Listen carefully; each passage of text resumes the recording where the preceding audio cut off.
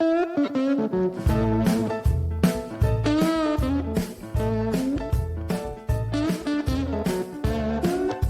everybody.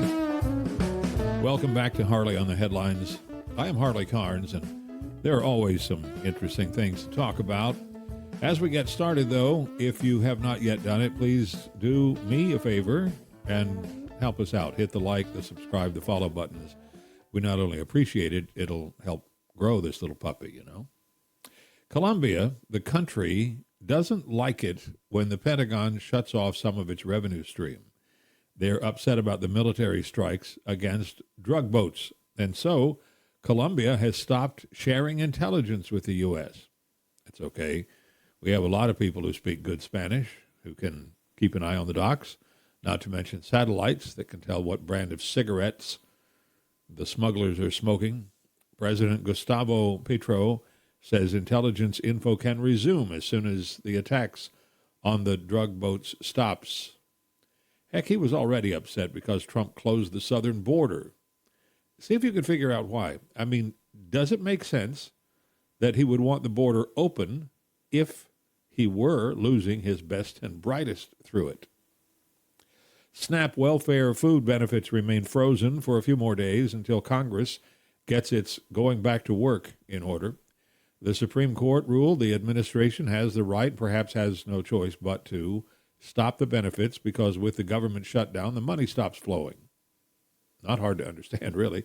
One thing after another stops being paid for as the shutdown turns into a shrinking government.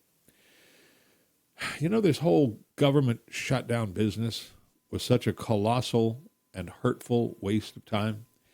Democrats essentially had a temper tantrum because Republicans found some waste and fraud and decided to eliminate it from the budget. Instead of playing by the rules and give everyone a little more time to negotiate a budget, the far-left socialist wing had a hissy fit and held up the process in hopes of making political points. In the end, they only hurt people and generated stress on a national scale and will ultimately cost more to those of us who pay their way and give them their cushy jobs.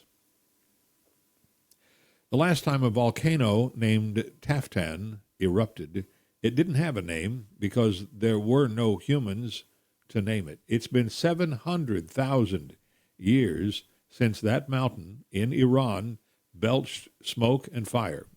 Volcanologists say they knew something was brewing when the mountain grew taller by about 3.5 inches in just the last 10 months. Takes a lot of pressure from deep underneath it to raise a mountain. In this case, it's just gas pressure. The molten rock, known as magma, is a couple of miles down. It is not itself bubbling to the surface, at least not yet. It's just gas. Taftan is burping, or based on the way it smells, Taftan is farting. Don't get the idea that that lack of lava at the surface is great news, though. Mount St. Helens burped, too, and it was like a nuclear bomb took off the top of the mountain and wiped out forests, homes, and people. No one knows what Taftan is really going to do. Now, here's some really bad news. The universe is dying. Not in human terms, but based on what astronomers are seeing through the Euclid and the Herschel space telescopes, the universe's work of making new stars has peaked. From here on out, it's slow dissolution. Everything dies, even the universe. Now, that doesn't mean beans to humans. Earth will lose its atmosphere and will be consumed, burnt to a cinder by an aging, slowly dying sun, long, long before the universe dies out. That's why Elon Musk dreams of continuing the human lifeline far, far from here while there's still time. Well, there is still time. The actual question is whether we are up to the task or not. In Australia, officials in Queensland have decided it's okay to make a pet out of a dingo. Really, they are reclassifying dingoes as domestic dogs, even though that's sort of like turning a coyote into a pet because you think he's cute.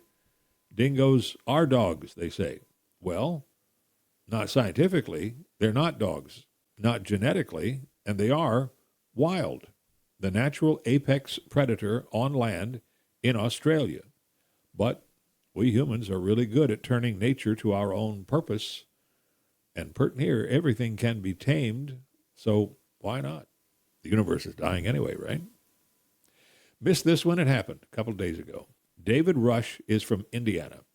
Not much goes on there, apparently. Just kidding, Indianans. Because Rush, who teaches math and science in school, is all about setting records. He holds more than 300 Guinness Book records.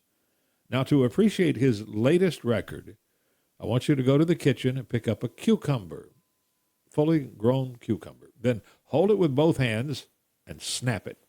Break it in half. Takes a second or so to do that, for most of us. David Rush did it way faster. In fact, he snapped 65 cucumbers in half in 30 seconds. Why does he do it? Well, he wants kids to become excited about science, technology, engineering, and mathematics, STEM. All of his records have required planning, problem solving, sometimes speed and timing, and strategy, and even creativity. And besides, I guess it's fun. That's it for today. Thank you for joining us for Harley on the Headlines. I appreciate you for it, and I hope you'll let other people know about it. Hit follow, like, and subscribe. Sure makes a difference. Helps keep those little bitty red lights working. I'm Harley Carnes, and we'll see you soon.